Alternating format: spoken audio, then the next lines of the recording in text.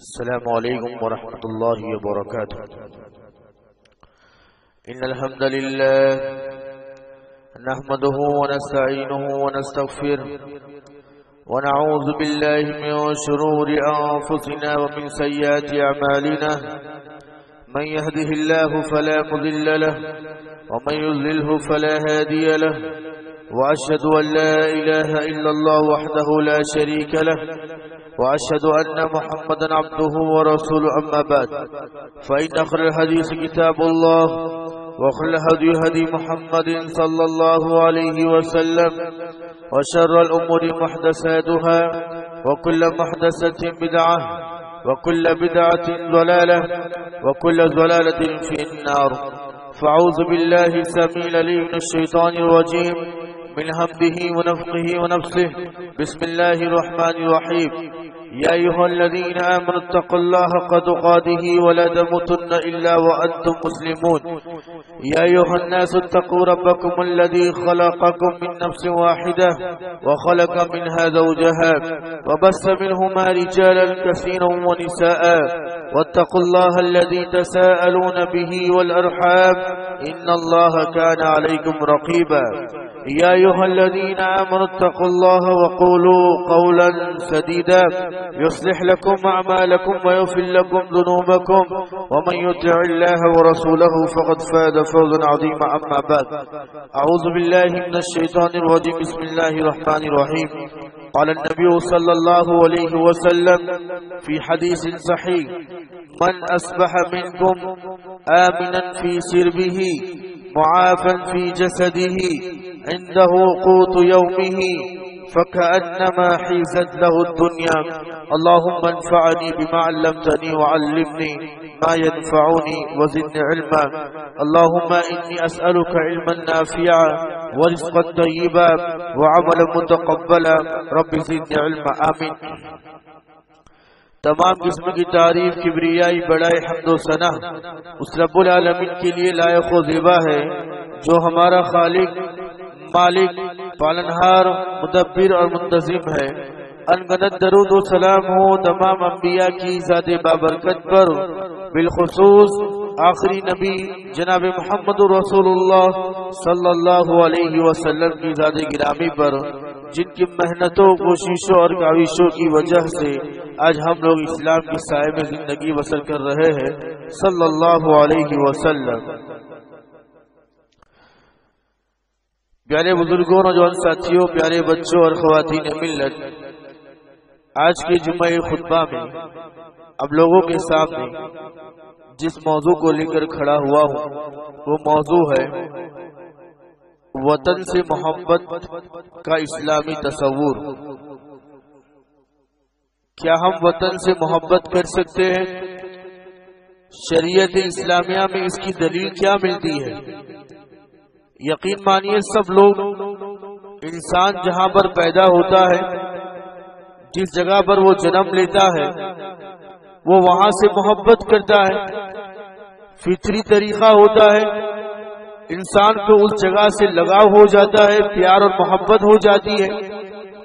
شریعت اسلامیہ کے اندر آپ صلی اللہ علیہ وسلم اور صحابہ کے چند واقعات اور چند باتیں آپ کے سامنے بیان کروں گا کہ عقیدے میں اگر بگاڑ نہیں آتی ہو اور شریعت کے دائرے میں رہتے ہوئے اپنے وطن سے محبت کرنا کوئی غلط بات نہیں ہے، انسان کر سکتا ہے. یہ فطری طریقہ ہے اور انسان کو ہونی چاہیے محبت.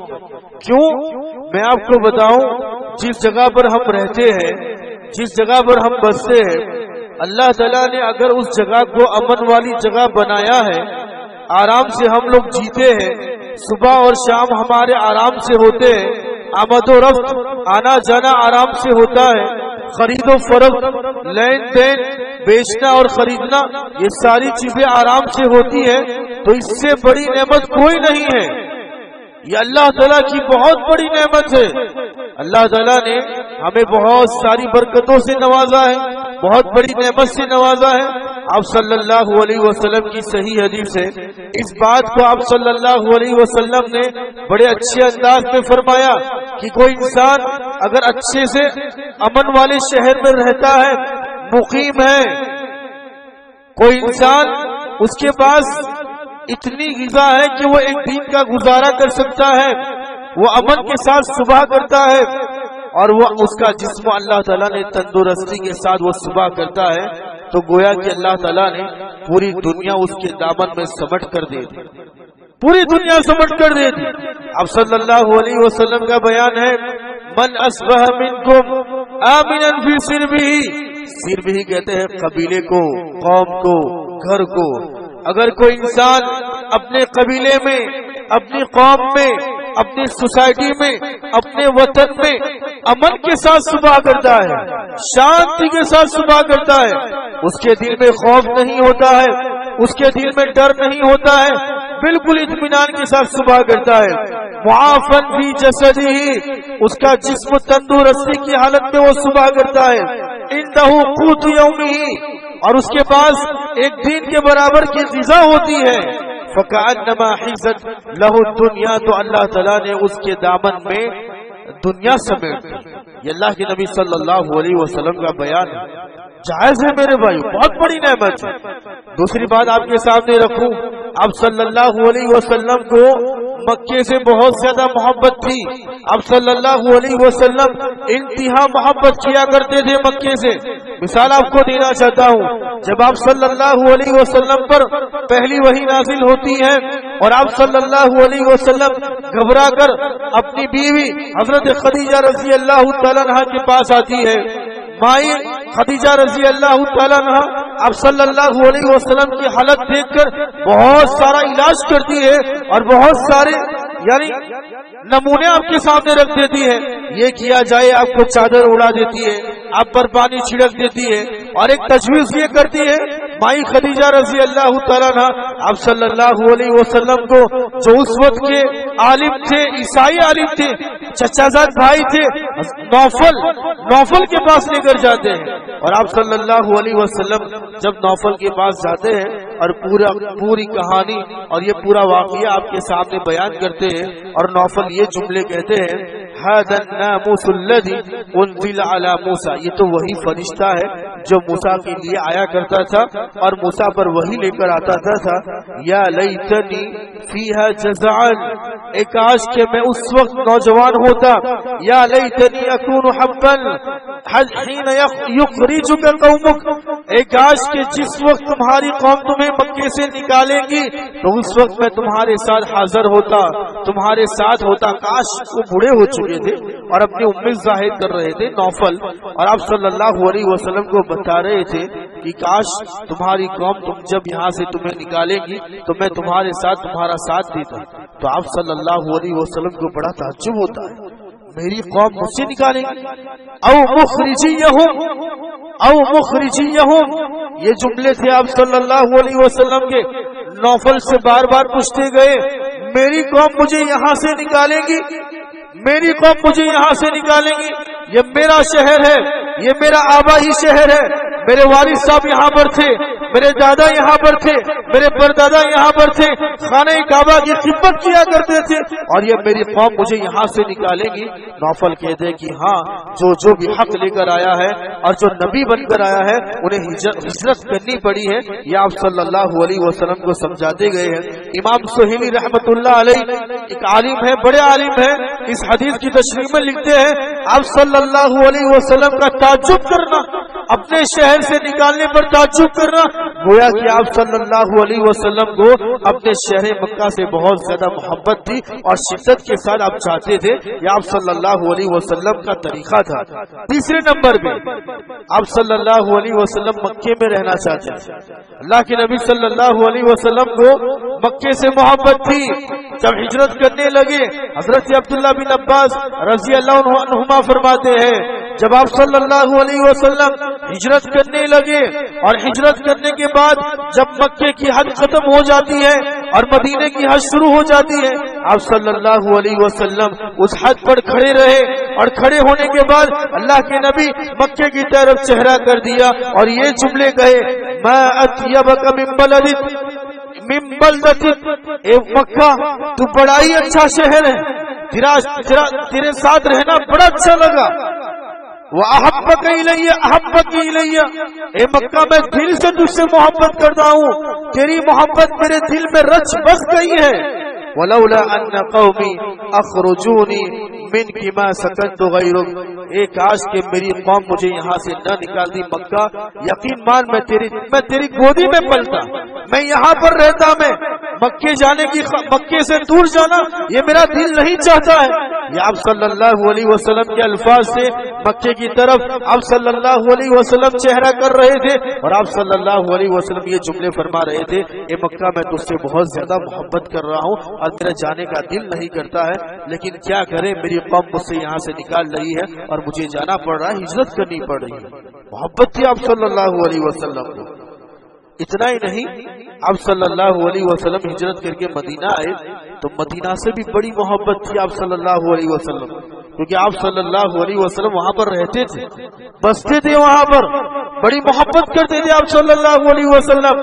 حضرت انس رضی اللہ تعالیٰ فرماتے ہیں کہ آپ صلی اللہ علیہ وسلم اذا قدم من سفر فنظر الى جدرات المدینہ، کہ آپ صلی اللہ علیہ وسلم جب بھی کسی سفر سے لوٹتے اور لوٹتے ہوئے آپ صلی اللہ علیہ وسلم کو مدینے کی دیواریں نظر آنے لگتی تھی، مدینے کی حد نظر آنے لگتی تھی، تو آپ صلی اللہ علیہ وسلم اپنی سواری کو تیز کر لیا کرتے تھے، تیز کر لیا کرتے تھے، تیز دوڑا کرتے تھے۔ یا آپ صلی اللہ علیہ وسلم اپنی سواری میں ایڑی مار مار کر بہت زیادہ بھگایا کرتے تھے، میں جلدی پہنچ جاؤں اور مدینہ چلا جاؤں۔ اس حدیث کی تشریح کرتے ہوئے امام بن بطال رحمہ اللہ فرماتے ہیں، جو بہت بڑے عالم ہیں، وہ لکھتے ہیں کہ آپ صلی اللہ علیہ وسلم اس حدیث سے یہ پتہ چلتا ہے آپ صلی اللہ علیہ وسلم کو مدینے سے محبت تھی، کیونکہ آپ صلی اللہ علیہ وسلم کے خاندان والے اور آپ صلی اللہ علیہ وسلم کا خاندان مدینے کے اندر بستا تھا۔ آپ صلی اللہ علیہ وسلم کا یہ جلدی کرنا اور مدینہ پہنچ جانا آپ صلی اللہ علیہ وسلم کی مدینے سے محبت کی دلیل ہے۔ اللہ کے رسول کو مدینے سے بھی محبت تھی۔ انسان جہاں پر رہتا ہے، جہاں پر بستا ہے، اس کی محبت کو اپنے دل میں بسا کے رکھے، یہ بہت بڑی نعمت ہے میرے بھائی۔ اتنا ہی نہیں، آپ صلی اللہ علیہ وسلم نے اپنے وطن کو دیکھ کر یعنی مدینے کو دیکھ کر دعا فرمائی، برکت کی دعا فرمائی ہے۔ آپ جہاں پر رہتے ہو، حق بنتا ہے ہمارا ہم دعائیں کریں اپنے شہر کے لیے، اپنے وطن کے لیے، یہ بہت بڑا حق ہے۔ حضرت انس رضی اللہ تعالیٰ فرماتے ہیں، میں آپ صلی اللہ علیہ وسلم کے ساتھ خیبر کے ساتھ چلا۔ خیبر کے موقع پر آپ صلی اللہ علیہ وسلم بڑا سفر تھا وہ، اور بڑا ایک جنگ تھی وہ، زبردست جنگ تھی۔ حضرت انس چھوٹے بچے تھے، آپ صلی اللہ علیہ وسلم کے ساتھ خدمت کیا کرتے تھے۔ حضرت انس فرماتے ہیں، میں آپ صلی اللہ علیہ وسلم کے ساتھ خیبر کے سفر میں تھا، اور میرا ارادہ یہ تھا کہ میں اللہ کے رسول کی خدمت کروں، اور پورے سفر میں خدمت کرتا رہا۔ جب آپ صلی اللہ علیہ وسلم خیبر سے لوٹے اور لوٹ کر میں نے دیکھا جب احد کا پہاڑ نظر آنے لگا، سفر میں اللہ کے رسول لوٹ رہے تھے مدینے میں اور احد کا پہاڑ نظر آ رہا تھا، احد کی چوٹی دکھ رہی تھی، تو آپ صلی اللہ علیہ وسلم وہاں پر ٹھہر گئے، وہاں پر رک گئے، اور آپ صلی اللہ علیہ وسلم نے یہ دعا فرمائی، ھذا جبل یحبنا ونحبہ، یہ وہ پہاڑ ہے جو ہم سے محبت کرتا ہے اور ہم بھی اس سے محبت کرتے ہیں۔ احد کا پہاڑ اور چوٹی دیکھ کر آپ صلی اللہ علیہ وسلم یعنی یہ جملے فرما رہے، حضرت انس فرماتے ہیں میں نے آپ صلی اللہ علیہ وسلم سے یہ جملے سنے، یہ وہ پہاڑ ہے جو ہم سے محبت کرتا ہے اور ہم بھی اس سے محبت کرتے ہیں، اور ہم دعا کرتے ہیں اللہ تعالیٰ سے، اللہم انی احرم ما بین، یہ دو پہاڑ دو چوٹی کے درمیان والی اللہ تعالیٰ اس جگہ کو حرمت والی جگہ بنا دے، پوتر جگہ بنا دے، اچھی جگہ بنا دے، جس طریقے سے تو نے ابراہیم علیہ السلام جو دعا کی تھی مکے کو حرمت والی جگہ بنا دیا، میں بھی دعا کرتا ہوں کہ ان دونوں کے درمیان جو جگہ ہے اس کو حرمت والی بنا دے۔ اس کے بعد اللہ کے رسول نے اپنے شہر کے لیے دعا کی، اللہم بارک لنا فی ساعنا ومدنا۔ سا اب کہتے ہیں نا وہ اس زمانے میں اللہ سا ایک مد آتا ہے اور سا آتا ہے، یعنی تولنے کا ایک آلہ سمجھ لیجئے، ایک چیز سمجھ لیجئے، تولنے کی چیز سمجھ لیجئے، مد اور سا۔ اللہ کی رسول نے دعا فرمائی اللہم بارک لنا فی ساعنا و مدنا، ہمارے مد اور ہمارے سا میں اللہ تعالیٰ برکت نازل کر، برکت نازل کر۔ یہ آپ صلی اللہ علیہ وسلم دعا کر رہے ہیں ہماری یعنی سا اور مد سے پتہ ہی چلتا ہے ہماری تجارت میں برکت نازل کر، کیونکہ وہ تولنے کا آلہ تھا، تولنے کا آلہ تھا وہ مد اور سا۔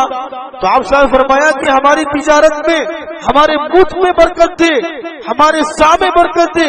اللہ کی رسول نے یہ دعا فرمائی ہماری تجارت میں برکت دے۔ صحابہ بھی بڑی محبت کیا کرتے تھے، مدینے میں رہتے تھے لیکن مکہ سے محبت ہوتی ہے۔ حضرت بلال رضی اللہ تعالیٰ عنہ کے اشعار ہیں، حضرت بلال رضی اللہ تعالیٰ عنہ بہت بسا اوقات اپنے شعر و شاعری کے انداز میں یعنی مکہ کے مقامات کا ذکر کرتے تھے اور امید ظاہر کرتے تھے کہ اللہ تعالیٰ کب یہ مکہ کے مقامات ہے، مکہ کا یہ کنواں ہے، مکہ کا یہ پہاڑ ہے، ہم یہاں پر بیٹھا کرتے تھے، ہمیں کب نصیب ہوگا۔ دعا اشعار میں اپنی اچھا ظاہر کرتے تھے، الا لیت شعری هل يبيتن ليلة لواد دخول أزخر وجليل وهل أردن يوما مياه مجنة وهل يبدون لي شامة وتفيل۔ حضرت بلال وادی کا نام لیتے تھے، اس وادی میں کب جائیں گے، اس کنویں سے پانی کب پیئیں گے، وہاں پر اس جگہ پر کب جائیں گے، اور اپنے مکے کی محبت کا اظہار اپنے شعر و شاعری میں کیا کرتے تھے۔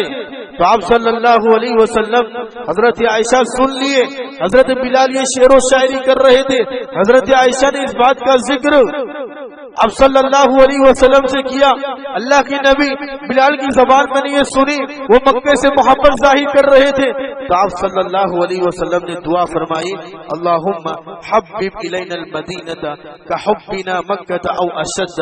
یہ اللہ تعالیٰ مدینے کی محبت ہمارے دل میں ڈال دے جیسا کہ تو نے ہمارے دلوں میں مکے کی محبت ڈال کی رکھی ہے، یا اس سے بھی زیادہ ہم مدینے سے محبت کرنے والے بن جائے۔ اللہ تعالیٰ نے دعا اللہ کے رسول نے دعا فرمائی اللہ تعالیٰ مدینے کی محبت ہمارے دلوں کے اندر ڈال دے۔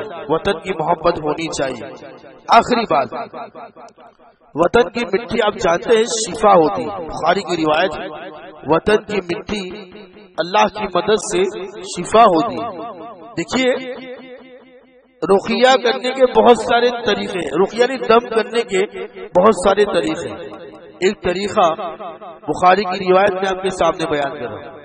اب صلی اللہ حضرت عائشہ فرماتی ہے اب صلی اللہ علیہ وسلم بعض وقت جب دم کرتے تھے، کسی کو پھوڑا ہو گیا، کسی کو کہاں پر تکلیف ہو گئی، تو آپ صلی اللہ علیہ وسلم دعائیں پڑھ کر پھونکا کرتے تھے، دعائیں پڑھتے تھے۔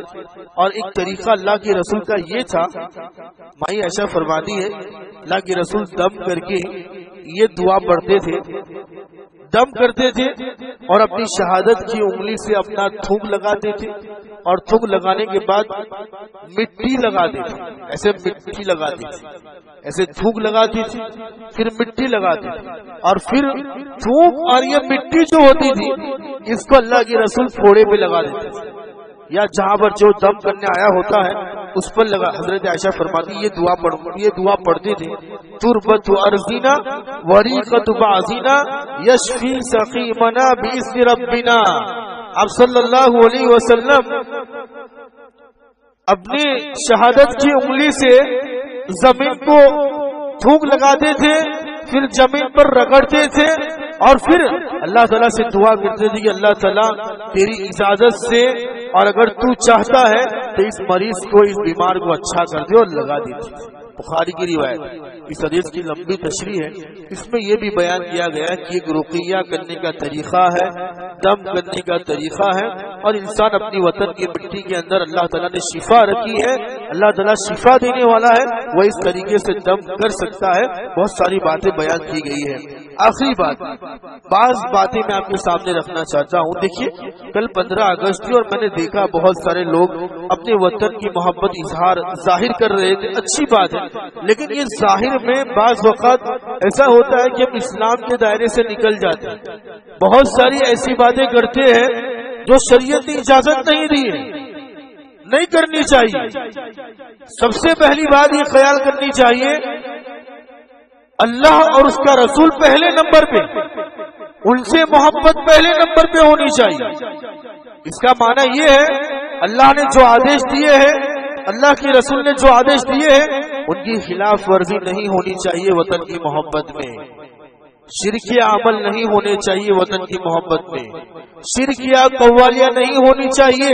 وطن کی محبت میں شرکیہ عمل نہیں ہونا چاہیے. وطن کی محبت میں ہماری ایمان کی حفاظت ضروری ہے. وطن سے محبت ہونی چاہیے. جے بھارت، وندے بھارت، بہت سارے شرکیہ الفاظ اور شرکیہ نعرے لگانا یہ غلط ہے میرے بھائی. عقیدے کے اندر بگاڑ نہیں چلے گا. وطن کی محبت ہونی چاہیے. یہ محبت شریعت کے دائرے میں ہونی چاہیے. جہاں پر اسلام ہمیں منع کرتا ہے وہ چیز ہم نہیں کریں گے، چاہے ہماری جان کیوں نہ چلی جائے. اور ایک بات آپ نے کل دیکھا ہوگا، بہت سارے لوگوں نے یہ حدیث توڑ کر کے لگا کے رکھی تھی، حب الوطن من الایمان. اسٹیٹس پہ چڑھایا ہوا تھا، میں نے بہت سارے لوگ اسٹیٹس دیکھے، حب الوطن من الایمان. اور یہ اللہ کے رسول سے حدیث کو ڈائریکٹ بیان کر کے کہ اللہ کے رسول کی حدیث. اب جانتے یہ حدیث ہے ہی نہیں، یہ من گھڑت حدیث ہے، یہ اللہ کی رسول سے ثابت ہی نہیں ہے. وطن سے محبت ایمان کی دلیل ہے، یہ حدیث میں بیان کیا جا رہا ہے، جبکہ یہ حدیث ہے ہی نہیں. من گھڑت حدیث ہے، یہ موضوع حدیث ہے یہ. اور علم نہ ہونے کی بنا پر سب لوگ پھیلاتے رہتے ہیں. یہ بالکل غلط ہے. ایسی کوئی بات ہے نہیں کہ ایمان کی کوئی ایسی بات نہیں. اب محبت کرو، یہ فطری عمل ہے، محبت کرنا جائز ہے، لیکن پھر ایمان کہنا یہ بالکل غلط ہے. یہ کوئی کسی بھی حدیث سے ثابت نہیں ہے. تیسری بات ہے، دیکھیے وطن سے محبت کے لیے ہمیں اللہ کا شکریہ بھی ادا کرنا چاہیے، اور میں نے ابھی کہا دعائیں بھی کرنی چاہیے. اللہ تعالیٰ ہمارے شہر کو امن والا شہر بنا دے. اللہ تعالیٰ ہمارے شہر میں برکت دے دے. اللہ تعالیٰ ہماری سوسائٹی میں برکت دے. اللہ تعالیٰ تو ہمارے محلے اور قبیلے میں برکت دے. دعائیں کرنا حق ہے میرے بھائیوں، دعائیں ہونی چاہیے. تو یہ چند باتیں تھی جو وطن سے محبت کے تعلق سے آپ کے سامنے رکھی. اللہ تعالیٰ سے دعا کرتے کہ اللہ تعالیٰ ہمارے شہر، ہمارے گلی، ہمارے کوچوں، ہمارے محلوں، ہمارے قلوں، ہمارے خاندانوں میں برکت دے. اللہ تعالیٰ امن و شانتی سے ہمیں یہ زندگی بسر کرائے. آمین. وآخر دعوانا الحمدللہ رب العالمین. والسلام علیکم ورحمۃ اللہ وبرکاتہ.